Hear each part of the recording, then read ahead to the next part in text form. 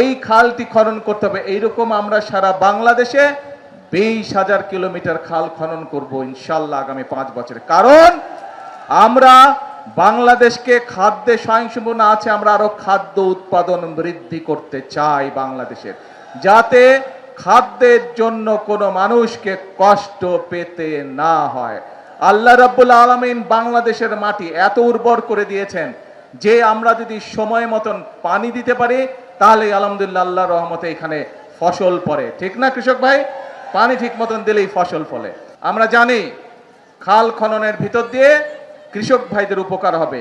কৃষক ভাইদের উপকার হলে কৃষকরা ধীরে ধীরে স্বাবলম্বী হবে, এবং কৃষকরা স্বাবলম্বী হলে এই দেশের অর্থনীতি ধীরে ধীরে মজবুত হবে।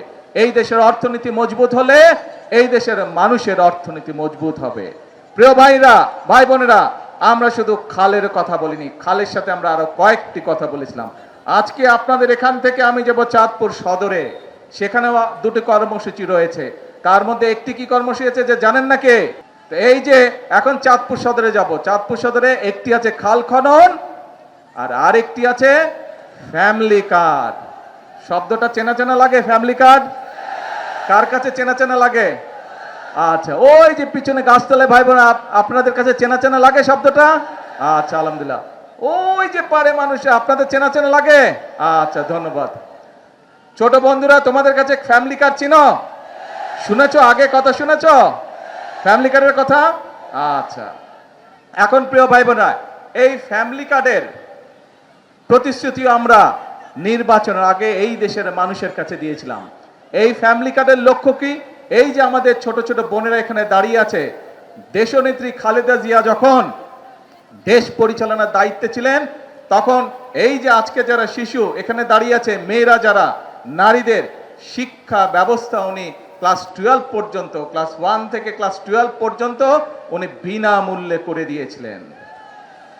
আজকে আমরা সিদ্ধান্ত নিয়েছি দেশনেত্রী খালেদা জিয়ার সেই কর্মসূচিকে আমরা আরো আগিয়ে নিয়ে যাব, এবং ইনশাআল্লাহ আমরা এই যে মেয়েদেরকে শিক্ষা ব্যবস্থা ইন্টারমিডিয়েট পর্যন্ত ফ্রি আছে, এটাকে আমরা ডিগ্রি বা স্নাতক পর্যন্ত আমরা ইনশাআল্লাহ ফ্রি করব।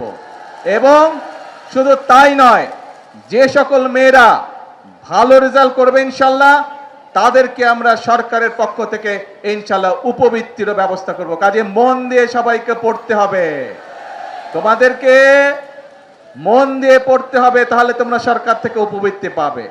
এখন আসুন প্রিয় ভাই বোনেরা, কেন আমরা আমাদের মায়েদেরকে বা আমাদের বোনদেরকে শিক্ষিত করতে চাই, একই সাথে তাদের হাতে ফ্যামিলি কার্ড তুলে দিতে চাই?